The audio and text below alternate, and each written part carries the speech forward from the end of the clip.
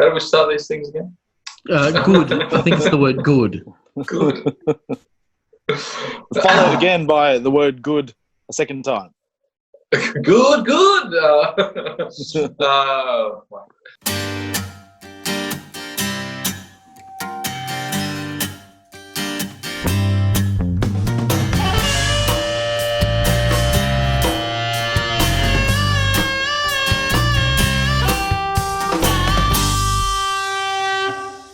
Good evening and welcome to another episode of The Joust, brought to you via Zoom, but could be our last episode via Zoom. Recent restrictions have been lifted and we could be edging ever closer to that wonderful studio of ours. Liam, are you excited?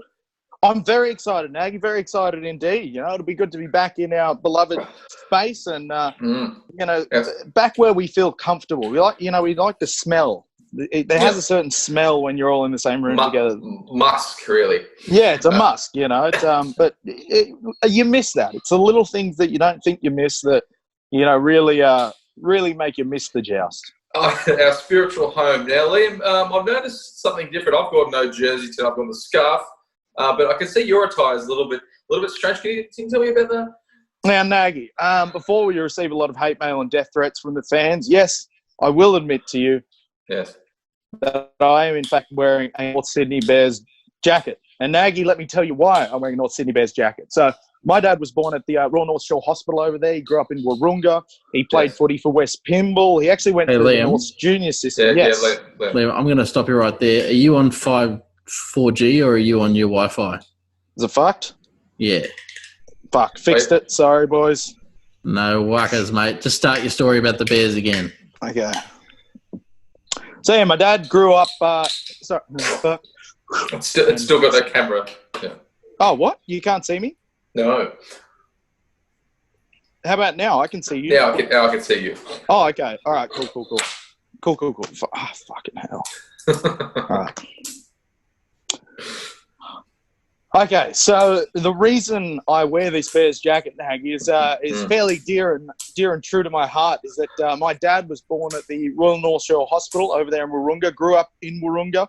He played his footy for West Pymble Juniors, and he actually went through the North's junior system with Des Hasler. They played together in the halves. So growing up for me, I was born with black and red in my veins, and I believe Mr. Balico, our host, our producer, has a picture of my younger years that we might see right here. You'll notice me at 3 or 4 years old in the Bears jersey. But this game sort of reflects my journey as a footy fan. You know, as I was growing up, we started visiting Newcastle more, visiting the family, and then, you know, the red and black blood that flowed through my veins was quickly replaced by a dramatic flourish and a reveal of the Newcastle Knights jersey, who would, from about age 10 on, they were my team. I was a rusted-on Newcastle Knights fan. And then, as we all know, that the Bears had their terrible demise. And, it was interesting growing up in a parallel universe, as Nagy. Parallel universe. Here's a photo of me when I was young. I like the background. It's quite a background there. I believe I was 3 or 4 years old. Why do you have that? I always have it when we're recording. Just to look at?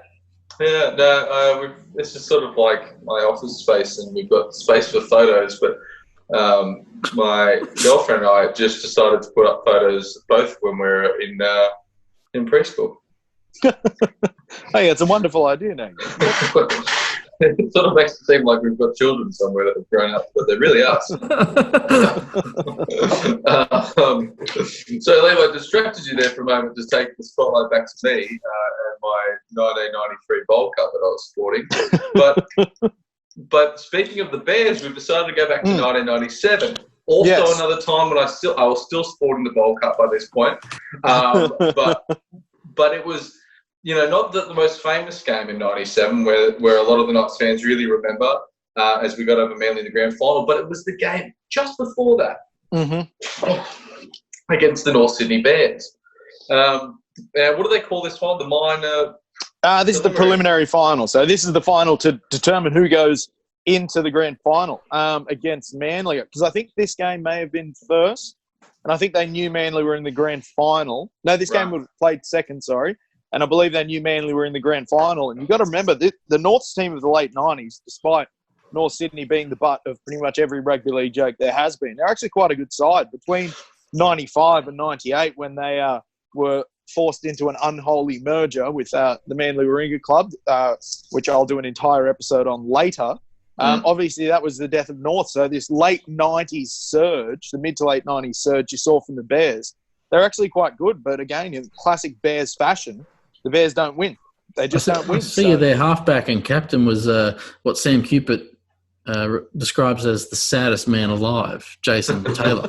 Hey, definitely. But the funny thing about Jason Taylor was, again, going back to my North Sydney fandom as a kid, when I was about 3 or 4 years old, I used to tell people that my middle name was Taylor. Such was my admiration for the original JT, Jason Taylor. Really? So you lied to people about your name just so you could be more like Jason Taylor? Essentially, yes. Yeah, absolutely. I was obviously very uncontent with who I was as a 3-year-old, and I thought I was a first-grade rugby league footballer stuck in a small child's body. I think it's important for people to remember that this is obviously pre-97, so the Knights hadn't won a premiership at this point. Joey and hadn't done all the things that he's known for doing now, both good and bad. So we really hadn't etched ourselves into the folklore. So this was it seems like it was such a fate sort of. It was all almost divine intervention for us and winning this comp. But at this point, I'm sure there would have been lots of people barracking for the Bears. Were you a Knights fan at this point, Liam, or have you crossed the floor? By this time, I had crossed over. So as we started visiting the family up in Newcastle and becoming more identified with Newcastle than Sydney, I kind of transitioned over to be a Knights fan by 97, which worked out obviously very well. But yeah, it was around that time, the 96, 97 region, when I was only just a wee lad, and I was, made this big call that would affect my life greatly. Interesting players, as we mentioned, saddest man alive, Jason Taylor, but also another familiar faces, Billy Moore, Bears in the background, and also Danny Williams, I know. Yes, future king hit enthusiast, Danny Williams. 2004 big king hit on Mark O'Neill. And I believe he also is in the top 4 players for the most amount of first grade games played off the bench. Really? Yeah. What a good stat. I didn't know that. 140, I think, from memory, that he's played off the bench. So he was a bit of a bench specialist. Yeah. Or you could describe it also as a fringe first grader. I'm not sure. But he's a strange looking guy. He doesn't really look like a footballer. He looks like a local grade footballer. He doesn't look like a. But the mud truck heroes. But these the players in this Bears side, they were big names in our household. The Buteners, the Taylors, your Florimos, your Mark Soden, who actually missed this game, I believe. Glenn Morrison a year later. There was all these players. Matt Sears especially. They were all big parts of my childhood, and as much so as the Knights players around that era were.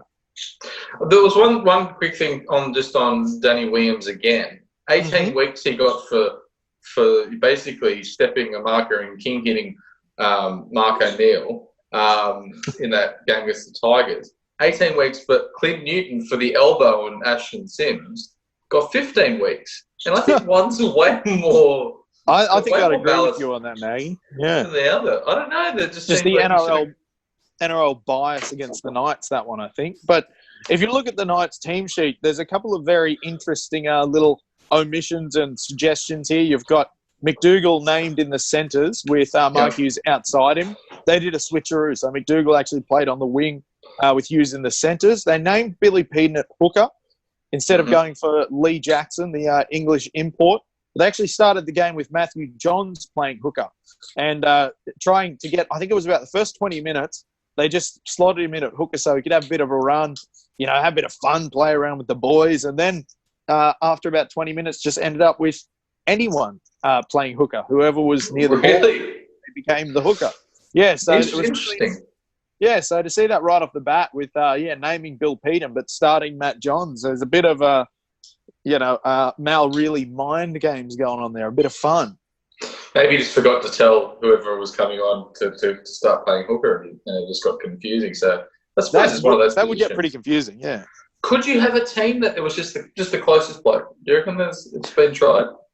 Well, clearly the Knights did it to great effect in this game. Yeah. Interesting. Also, off the bench, I believe Stephen Crow plays a... Stephen Crow, yep, good friend of the show. We've actually Good friend of the show. We've got some footage of Crowy coming up. He did a very good thing in this game, which you will witness. But look, let's start going through some video footage, Nagy. Now, yes, let's. The first try we got at, I think it was about 6 minutes in. It was to Robbie O. Now, it was on the back of a bit of A. John's ad-libbing. You know, he puts through this kick. I think it was this try. Puts through this kick that all the Bears players seem to completely miss out on. Swings and misses everywhere. So and was then that 6 Robbie minutes into the game, the time game, or the YouTube video? The time game. YouTube video is about 8.5 minutes. Thank you very much. Sorry. And then, you've got Robbie O just pouncing on a loose ball like he was so often. He was just there in the right spot so regularly for the Knights. He does a little bit of a Robbie O dance, I know, this year as well. I never understood the dance. It was very understated. You'd think with a, post-try celebration dance routine, you do something a bit more exuberant. It always seemed very, not showman-like, you know? He did the dance, and it seemed like no one really came up to join him for a little while to celebrate. So he just was left there. He was good in this, obviously, coming, that's his 11th try for the 97. He wasn't a hugely proficient try scorer, Robbie O, but, specifically in this, scoring an important one here and then scoring two in the grand final. So you got him when it counts, and he was a very good player of that time. And he had a fantastic game in this game as well. I had forgotten just how good he was out of yardage, as they call it. He's taken some really hard runs off his own line inside the Knights 20 out of dummy half, and his kick returns were superb. I'd kind of forgotten how good Robbie O was before we started looking into these old games. He was a fantastic fullback. One thing you notice very quickly, firstly, the impact of Paul Harrigan. Running just like a steam train into these into the Bears forward pack, and I think they were also went out there like it's one right after the try there at 11 minutes 25 on the YouTube.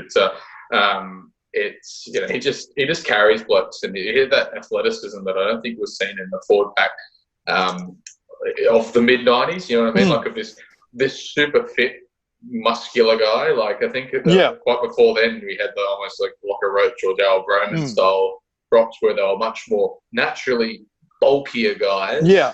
But not of that same sort of athletic ability that Paul Harrigan had. But speaking of people scoring famous tries, we've got our next try here, 1905 timestamp. We've got Joey chipping for Bill Peden to score. So again, it was on the back of a bit of broken play, and Andrew Johns puts a chip through for Bill Peden to dive on that. Andrew Johns, he was everywhere in this game, absolutely everywhere. Even though he was off the field for half an hour, I think he went off at half time and came back on in the 72nd minute. But when he was on, he was everywhere. It's fantastic to watch. So it's a lovely chip and chase. So Joey gets taken out by Matt Sears, and then it's dived on by a. Sorry, who did you say scores that second try there? William Peden. Of course, another good friend of the show. What wasn't he in? He's always just in good form, isn't he? Absolutely. How did he miss out on rep football, Billy Peden, do you think? Well, I think it was because there were so many good back row options for New South Wales. It's kind of always been the case for New South Wales that the back row's been somewhere where we've always been particularly strong. So I think they may have played a part of it. But who's to know? I think because especially for him playing at lock, you got to think you had like Brad Clyde would have still been around. Brad Fittler could have played lock. Laurie Daly could have played lock. They had plenty of locks and second rowers in the Origin team. So I reckon that's got to be it. That's the reason why Bill Peden didn't make those teams. I suppose also because he went from hooker to lock, and he was sort of that, that floating player that didn't really cement a position. That's it. It's that kind of player where their versatility is their weakness, because they won't get picked in the rep teams, because rep teams you sometimes need more specialised players, I guess. Yes. Yeah, no. Also, can I just comment on the amount of people at this game? Considering they're playing at a 42,000 seat stadium, and what's McDonald Jones stadium? 33, isn't it? 33. So there wouldn't be more than it looks to be less than 20,000 people there. It does, doesn't it? Which is disappointing.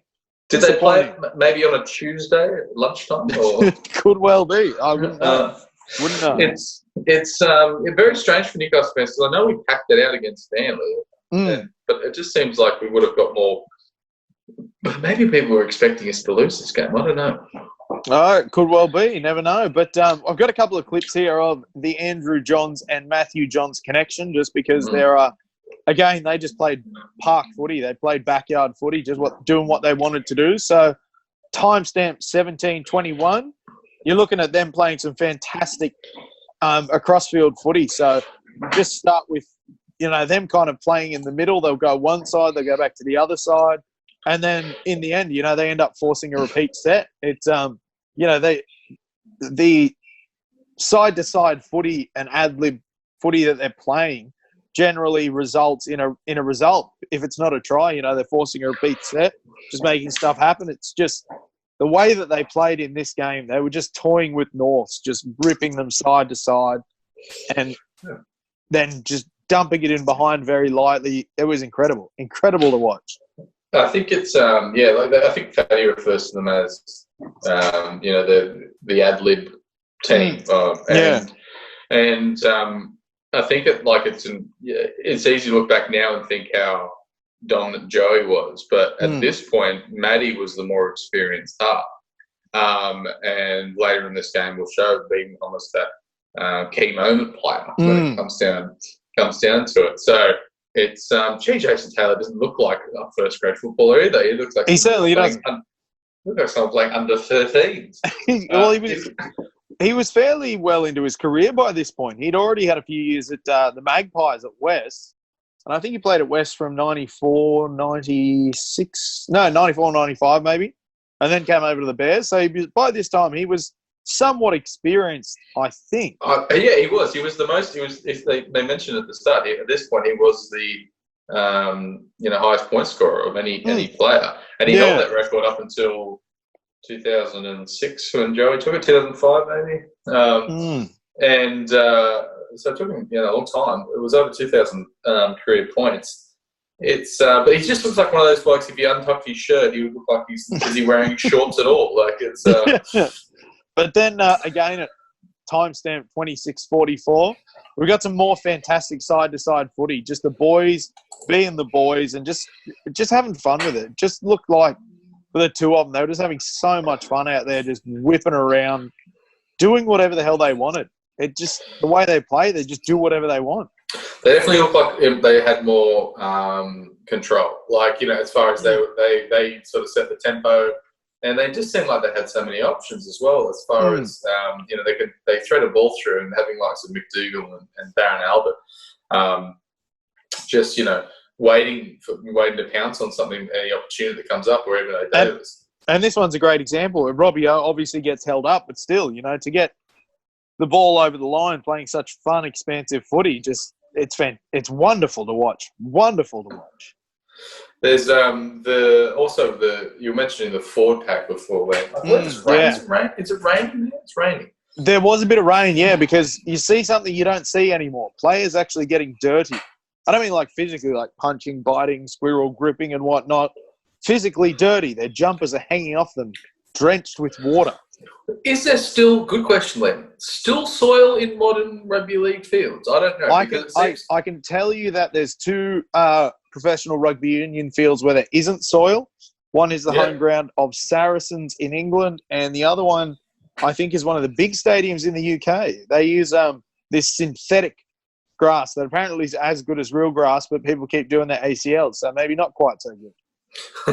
It's because it seems like that this is mud, and players used to play on it, and then there's now when it rains, the water pools, but it seems like people get grass on them, but they don't get the mud.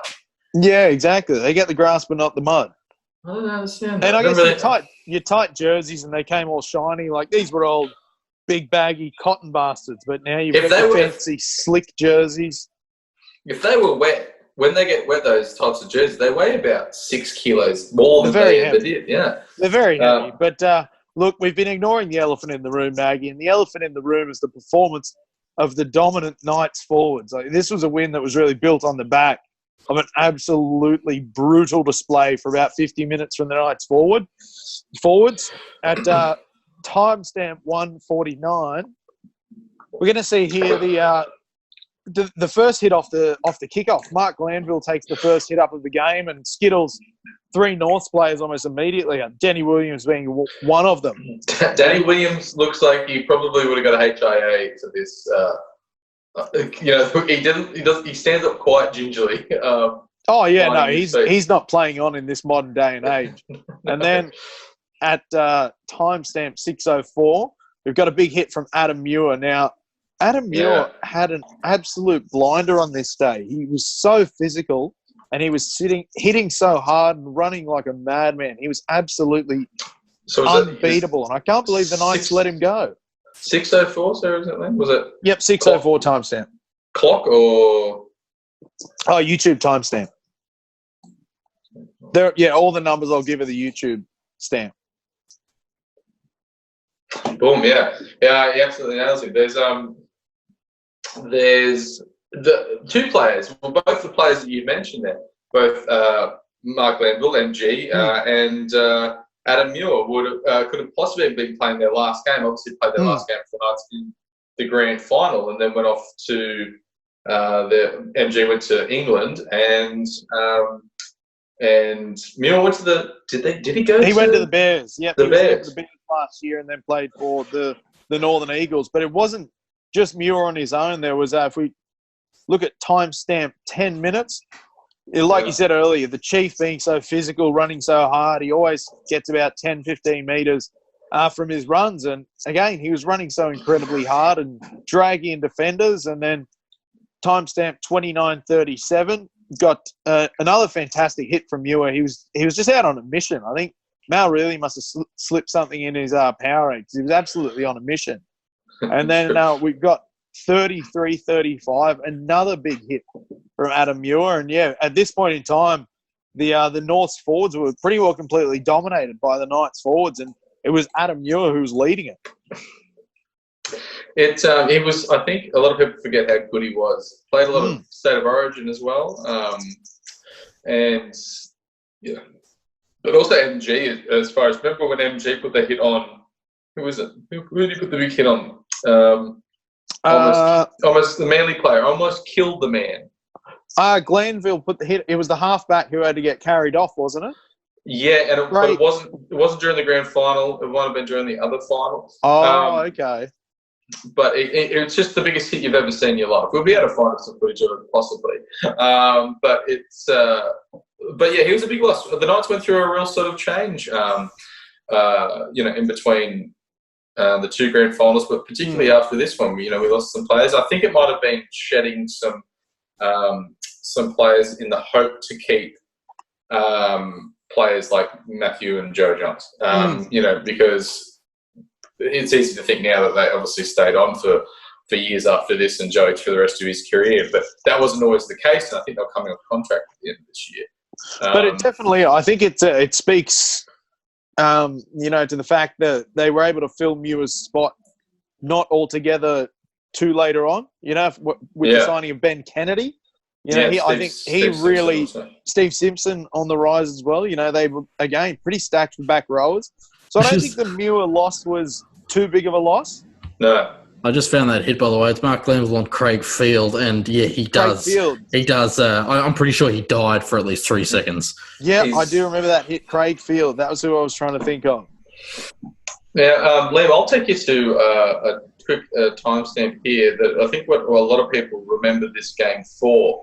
And that's it's at 34-39, where we see a breakaway by the Bears winger. If you could fill me in who the winger, the fullback, Matt Sears. Now you got to remember at the time, Matt Sears was the hot speedster. He was the quickest bloke in the game. Everyone, had him tipped as being able to outrun anyone. And if we will roll the footage, what you're going to see is Sears makes a break down the right-hand side. He does get an ankle tap from Robbie O. Who's and then 18? Leo Dinova and Robbie O give him the trip, but still he gets up, he races away, but then Albert's come about 120 metres across the field, rolls him over so he can't get the ball down. And I would argue that tackle is as important as Darren Albert's try in the grand final. Yeah, I think it would have been a real game turner. Also, a huge shout out here to Leo Denver as well, because playing a lot of this season, 19 games he played this year, and obviously making an important touch there. But yeah, what a tackle! Round the legs, spin him over, because he's still hits him in such a way that he makes it over the line, but can't get the ball he just down. can't roll over. But now there is one that we did miss during our discussion of the Knights forward dominance, and it's at timestamp 41:30. We got one of our show's early supporters, a dear friend who got on board quite early with the joust, Stephen Crow. Now, Stephen Crow's first involvement in the game is probably one of his better hits, arguably, of his career, where I believe who was taking the ball up? It was I've gone completely blank. But yeah, no, it's, he comes up with an enormous hit off the kickoff and forces the ball loose so the Knights get the ball back. And that was just when Norse had kind of gained the ascendancy and were looking to be on the comeback trail. Stephen Crow obviously playing a role in the 97 grand final and also in this the final series. Possibly also just before that at 41-20, Jason Taylor, the highest point scorer ever, has possibly the worst attempt at conversion that I've ever seen. Is it conversion or is it a try that they've scored there? Sorry, you're right. 41-16, he starts it. He comes in and it's not, and he misses it by a country mile and a little bit. The Knights got really lucky that day because you're right. He was regarded as a sharpshooter. He was a very, very good kicker, but he only kicked 2 out of 5 that day. So we obviously got the Bears on the right day because Jason Taylor left his kicking boots at home. He had an absolute Barney off the boot. But then we're going to go to the equaliser, Nagy. Now, timestamp 48-45, where Michael Buettner. Now, Michael Buettner, again, was one of those players for me growing up. He was one of my heroes. And so when he scored this try, it felt like a dagger through my heart. You know, he's about to maybe pull down the final curtain on the final series of the team that I love, the Knights. So to see Buettner score the equaliser was a tough one to watch. It's so I'm just watching you go now. So there's was it a good ball movement across the field here? It's probably the first time they've looked pretty clean across the field and just the dummy and go. And he was a very good attacking centre, Michael Buettner. I think he gets left out of conversations for the better centres of the late 90s and early 2000s. Of course, he was in that great 2001 Parramatta Eels side as well. So you don't often hear of Michael Buettner anymore, but he was definitely one of the better centres of that period of footy. He cops a bit of a high tackle from Robbie O on the way in as well. And just get the ball there. It was the 90s. Everything was a high tackle. There's quite a few. But then we go, Nagy, to the finisher. Now, I'm going to start the finisher a bit earlier at timestamp 50-57. Because not only was this the field goal that sealed the game, but it started on the back of an absolutely perfect set of 6 that the Knights ran off the kickoff. Sorry, Liam, I'm going to stop you there just for a second. Sorry, yep. 50-57, sorry, you said that. Yep, 50, but also Jason Taylor, another atrocious attempt at that goal. He misses it as badly as I would if I tried to kick it. And that's pretty bad. That's pretty bad. So 50-57, Liam. Sorry, walk us through. Now, so we got Jason Taylor putting a kick over the top. Robbie O picks it up about 10 out, 15 out. Very good kick return. Gets about 25 metres out. Butts out a dummy half. And then a good run too. Butts out a dummy half. Makes about 20 metres. And this is late in the game, and he had a huge game already. So for him to make a run like that, it's just fantastic. And then you got Robbie O again. Again, I forgot how much work Robbie O got through in a game. It was quite incredible. And here's our man Steve Crow, just straight in behind the ruck again. Yeah. Yardage, working hard, running him around. And then bit of a shift out wide there. But then you got Mad Dog cutting back in field. McDougall had a better game than I remembered. I thought he had an absolute Barney in this game. But he actually played better than I remembered. But I think it's quite fitting that the play the ball for the field goal was played by Adam Muir. Because I think, again, he played such a big role in this game. For him to have the run, to get into position to get the ball to Matthew Johns, really speaks to how big of a game that Adam Muir had. It was quite a field goal, considering the wet weather. And looking at, like, Jason Taylor missing those conversion attempts, to do that in the 77th minute, cool, calm, and collected. It just showed, the senior playmaker of the Knights in Matthew Johns, and probably why you see him in the 97 Grand Final be the first choice field goal kicker as well.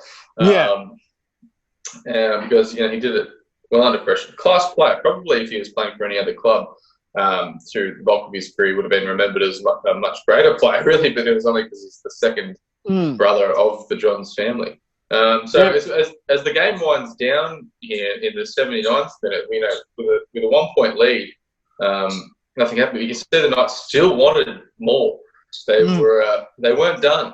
And it was left to the youthful exuberance of Owen Craigie. So a good kick by Leah Denver. And just here, it's coming into the last 30 seconds on the game clock. The over-the-head pass from Dinner was fantastic. Yeah, what did John say about Owen Craigie? I think Josh, this most naturally talented footballer he's ever seen in his life. Gifted. Sorry. Naturally gifted. Thank you very much. According to Wikipedia. It was he went from the Knights to Souths. Is that right? He went to Souths and then to the West Tigers. Or was it West Tigers then to South? Hang on. I feel like it was Tigers then South. Right. And he played 5'8" for them, and he did do some wonderful things. Also, the two jumps that he does right there at the end. Isn't it fantastic? The man's so excited. We get a slow motion view of that as well. The skipping and the like. He was only still 17 in 97, wasn't he? Was he 17 years old? He was the youngest debut. Yeah, and will remain so because the NRL have brought into law now you can't debut before 18. So he's going to hold the record. Josh Hannay was the youngest after this, which was 16 and something ridiculous. But Craigie was he holds the record for Newcastle. For Newcastle, yes, sorry. He was but a mere boy. He was. But the frolic he did. And also he really didn't have any idea that if anyone was chasing him, so he didn't check behind him at any point. But he still thought the two jumps. I'll tell you what, football players don't frolic enough anymore. There needs to be more frolicking in the game. Considering we had Craigie, and then we also had Mark Hughes, who was only 18 or 19 as well. So it was a very interesting choice that we've gone. So did Leon ever come on for Andrew Johns? He did. Right? He came on for Andrew Johns at half-time and played till about 72 minutes. And then stayed on as a bit of a utility. But there's one... Sorry, carry on. I was just going to say, Johns, was he injured at this point? Well, I think he already had the injury that he would play through the 97 Grand Final with. He had the injury from the Parramatta game the week before, wasn't it? Wasn't that the punctured lung? Or that was punctured lung. Yeah. So I think it may have had something to do with that. Very interesting. It's he was always injured, wasn't he? Just injured all the time. He was, he was a glass man, as they say. But the one thing now, this again is a bittersweet thing for me to hear, and it's a bit of a wee bit of commentary from Andrew Voss, and timestamp be 55:08, and we'll let Vossi play it as he will. We'll leave a moment of silence here to insert the vocalisation. It's almost the last rites, this kick, for the North Sydney Bears. Dinova having the attempt. So here's the kick from Dinova. It's wide as well. It doesn't matter because Newcastle have won it. And essentially what, Vossi says, it's the last rites, this kick for the North Sydney Bears. And it really felt like that way. You know, it felt like this was the end of of not just a franchise, but the end of a club. And the Bears, they finished the next season in 5th place. They actually did all right, but that was their final season before the merger with the Manly Sea Eagles, which was never going to succeed. Never, ever in a million years. They've always still held on to why don't they bring the Bears back? And I love it how it's been such a time since the 22 years. And since they've even existed. So anyone that would come back wouldn't have never played for them, never probably even worked for them, or had any sort of association. They might get Billy Moore in there or something. Yeah. You know, well, no, administration role. The whole charge is being led by Greg Florimo, Bears legend and bit of a god around my house growing up. Greg Florimo's leading the charge. Because they still have a feeder club. And it would be to elevate the feeder club to NRL level. Would that be what would happen? No, I think they'd still keep the New South Wales Cup side as their reserve grade. But then I think they'd push to have their first grade team as well. So I imagine they'd have it like the Knights have, where they don't have, like Manly, say they've got Manly in first grade, Blacktown Workers in reserve grade, and then another junior affiliate. I think with North Sydney, the way they'd like it was more you'd see North Sydney first grade, North Sydney reserve grade, and then maybe have the Central Coast sides as the third tier, if they do decide to go to the Central Coast. Interesting, because every time, like I remember even when the Gold Coast Titans suck, what they should do is bring the Bears back and move to the Gold Coast. It's like we're just changing labels. We're just changing labels. Which they've already done 5 times with the Gold Coast. They did the Giants, the Chargers, the Seagulls, the Titans, and the Crush. No, not the Crushers. They were South Queensland. And there was one other one that never actually played. They won the Dolphins. No, that's Redcliffe. There was another Gold Coast franchise that never even got off its feet. So, yeah, they've tried it. I think it was the Dolphins. They came out with a jersey and they're like, this is going to be the new NRL side. But then they jumped the gun and they never got on. Potential. But I don't... 2006, I think they announced it. No. 2005. Before the Titans. The Titans are a terrible name for a club as well. Well, no, it is. It's horrible. Unless you like Greek mythology. I mean, in that case, you probably like it. Or Denzel Washington. That's true. Or Denzel Washington, yes. Let the boys play. With or without vaccinations, apparently. No, without. Without. Yeah. It's the first time I've actually been I feel like I'm on side with Queensland recently. You've seen the stance that Queensland have taken? Yeah. They basically said, no, get jabbed or fuck off. And I'm like, oh, wow, Queensland. I never thought I'd agree with a Queenslander, but yeah, Gladys has nailed this one. God bless Gladys. That should be a new hashtag. We'll hashtag that, God bless Gladys. I do enjoy the fact that there's a couple of gentlemen, mainly in Brian Kelly and Bryce Cartwright. Bryce Cartwright, that seem to have no idea that the Titans are the NRL's last chance saloon as first grade. And they're still rolling the die thinking, we'll just sit out this season. It's like another club will pick us up for sure. People don't get picked up from the Gold Coast Titans unless you're an immense talent, and then you immediately people go, "What are you playing for them for?" That's it. Any kind of childhood prodigy from the Gold Coast just ends up straight at Brisbane. Yeah, or they make terrible decisions and pay lots of money for players like Kane Elgey, and they don't actually do anything. Who's now got a stress fracture in his back from sitting at home. Can someone tell me what that's about? I think, look, I'm in full support. Bring back the Bears, Liam, and in place of the Titans. Yeah. Although I tell you, at this point in time, they had the Crushers, the Chargers. Yep. Sorry, the Chargers, and one of the players in that was Scott Sattler. Now they got knocked out in the first round of the finals. And Scott Sattler, possibly because John Sattler was a Maitland boy originally, like the Knights, he was a Knights fan, and he apparently went to Jupiter's Casino to watch the '97 Grand Final, despite being a playing. I was going to say playing member, but actually a first-grade player for the Chargers. Went there, he goes out there and wore a Knights cap. What a legend. I always knew he was a legend. Hey, Preston Campbell debuted for the Chargers. Did he really? Now, he was talented. He was a talented guy. He was vastly underrated in his time, Preston. I met him once. Great guy, but he just had that issue of state of origin will never pick the tiny man. Or New South Wales at the time, they'd never pick a tiny man. I don't think it's doable. It's just it's such a. I think, and also Brett Hodgson really cemented that through of someone that should really just have a bit more weight on them. That's the upsetting thing of that. Brett Hodgson. Maybe Origin is not for him, but he did have a very good 2002 series, really, as far as running meters and try assists and things like that. But he only weighed 54 kilo.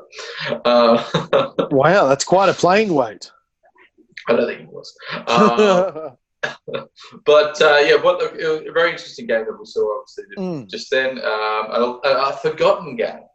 Obviously, the game. That's it. Very forgotten game. The game before this, also, we played Manly and we lost. No, it was one. We played Manly first and we lost, and then we played Parramatta and won. That's right. Well, Newcastle had actually been beaten twice by Norths in this regular season, so the Knights kind of went in as the underdogs. That's probably why not many people made the trip down the F3. Yeah, that's it. I think Newcastle supporters really don't like going anywhere, especially Sydney, if they're going to come back and lose. Well, Nagy, you tell me, would you rather spend a day in Sydney or in hell? Because I'll take hell every day of the week.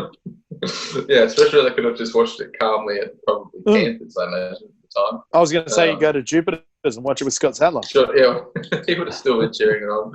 What a legend he was. Len, we've got a lot to look forward to this week. We do. But I'll tell you something we'll definitely be watching is Nights to Remember this Saturday on NBN at 12 o'clock. Join us on 9 this Saturday for Nights to Remember. We're diving into the archives to bring you some of our region's greatest rugby league moments. 9, your home of rugby league. What a wonderful program that shall be. Good music, I've heard. Great song they've gone with it. I've heard the score, and it's Beethoven could not have done it better himself. No, it's really, really quite good. George Carmont's trying to get into this conversation show. Let him in, guys. Can we let George in, please? I'd love to speak with George. He hasn't called me back. What a late addition to the show. That's the best kind of addition. Oh, there we go. There's George Carmont. Hello, George. Can you hear us? I can, yeah. I'm here. Welcome to the Joust, George. How's Raymond Terrace going, George? Township on the rise, mate. It's always good to get in at the bottom level of a place and then watch it rise, because Raymond Terrace is pretty low on the priorities list. Well, gives you something to do anyway. Good exercise for the neck. You've really aged. Well, you haven't seen me since 2005, mate. It's been a long 15 years for you, has it, George? What have you been doing with yourself? You can't, being a bush ranger? Sure. He's pulling his socks up these days too. He pulls his socks up.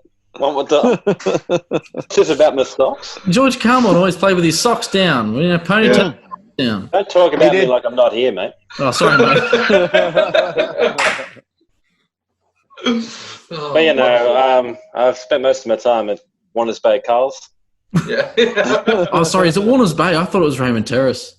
No, George is right. He just commutes from Raymond Terrace to Warners Bay Coles because they've got a better deli selection. The time difference. I'm never short of Coles being open. Yeah, they've got a lot of the Bataki triple smoke league ham, so that's why he goes to Coles. That's actually my nickname when I played for the Knights. Triple smoked. Sorry, before you interrupted, George, Nagy was just talking about a show that's going to be on the telly on Saturday. Yeah, it's a show about George. You've got a show on the telly? There's a show on the telly on NBN this Saturday, which will be Saturday the 19th. Is that right? No. This Saturday the 16th at 12 p.m. What a time slot as well. That's when I'm watching TV. Oh, no. I'm sure we'll have it on a cult. We'll take that at the post. No, I'm leaving it in. wonderful program for all Knights lovers and diehards out there. You know, talking about looking back in the archives of all the great times, especially George Carmont's era. Prime stuff. Is that the only reason you against watch South? Is that the only reason to watch it? Yeah. I think we could probably break the news. We're going to be on it in a very small but significant way. I think it's going to be. I think it's more significant than it is small. That's true. That's true. That's what I won't touch that one. That's too easy. Also my nickname when I played for the Knights, actually. Sorry, George? Sorry, that was also my nickname while I played for the Knights, but that's all right. More significant. Well, it's so nice to be dropped in by a former Knights alumni. Yeah, Hollywood George. I actually disappear for another 15 years now. You don't see me again. Hey, George, do you just from the looks of you, do you happen to have a manifesto lying around that you might have whipped up on a typewriter or something? Should we be worried? I was actually just polishing my crossbow. Funny, actually. I don't know. It's sort of like have you ever heard of the Unabomber, Ted Kaczynski? And that was the whole reason I brought that up, Nagy. The manifesto. Because he kind of looks like a Unabomber. Little known fact: childhood friends, George Carmont and Ted Kaczynski. Why was he called the Unabomber? I never understood that. That's a really good question. Yeah. I'm Googling now. Was he called the Unabomber? Because he sent bombs in the mail, of course. He'd send them out in the mail. I don't think he really. University and airline bomber. Oh. Actually, Sam, George, you also look quite like the shoe bomber from 2001. See, now I was thinking more Jason Mantzoukas. If we wanted more, it's the second time I've got Jason Mantzoukas.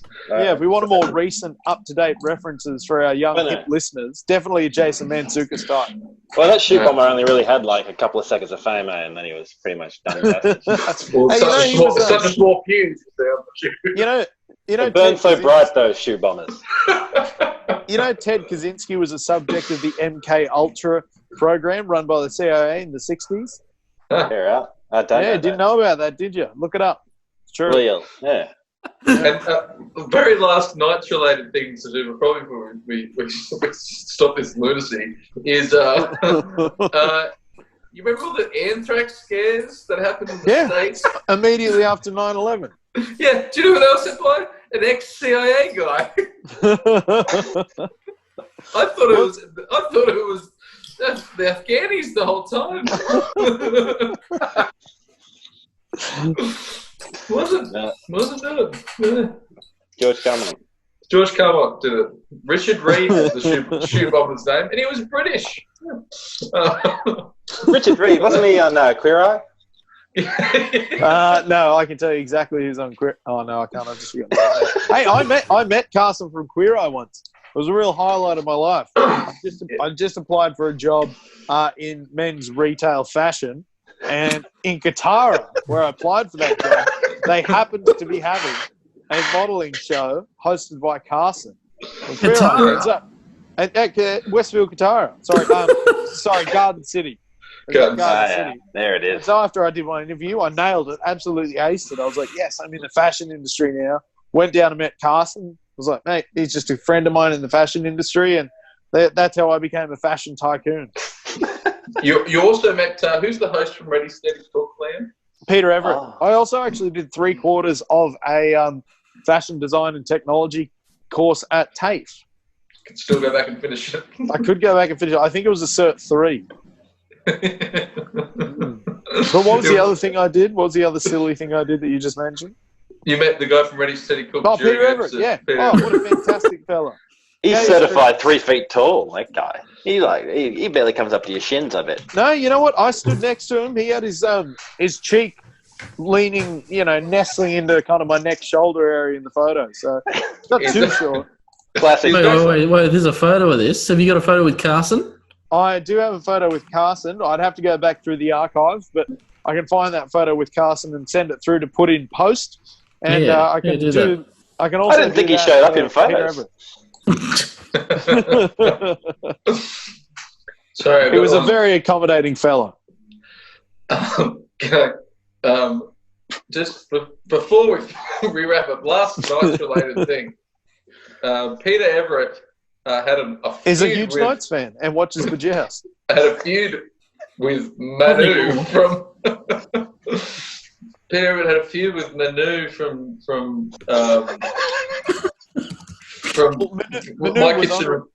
My Kitchen Rules. Was he on Ready Steady Cook? Manu was on Ready Steady Cook initially. That's where Manu got his start.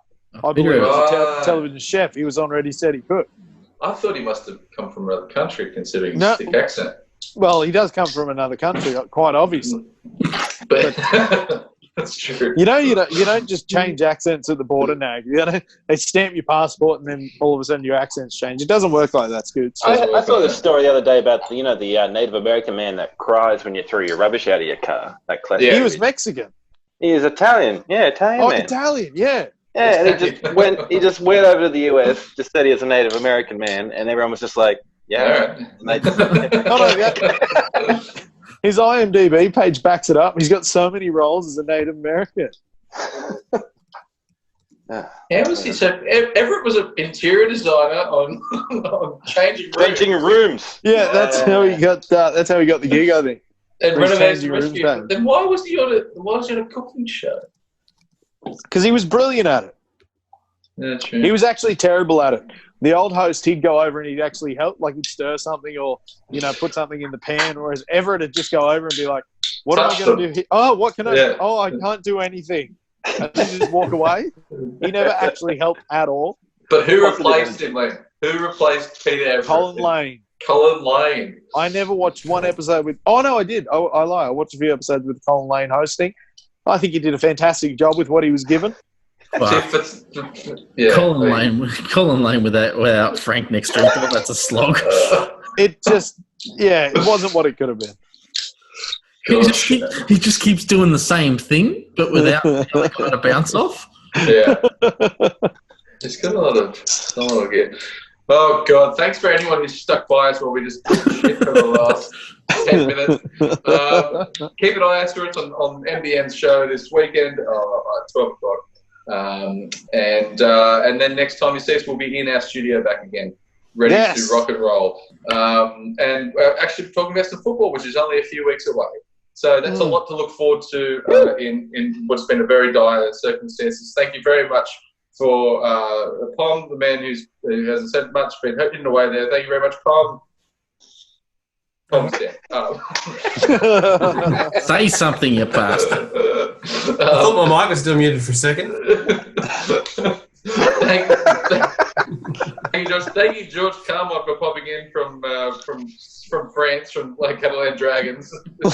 No, I think he's actually currently at Warners Bay Woolies. Warners Bay Woolies. No, Warners Bay Coles. Oh, sorry, my apologies. Yeah. You don't cross the lines. You're a Coles man or you're a Woolies man. Or There's you're like not a two man. lines in the George Carmont backstory, and you couldn't even remember one of them. It's disgusting. Thank you, Liam. I'll talk to you soon, no doubt. And we'll see you all on possibly bigger screens in a different room in your house.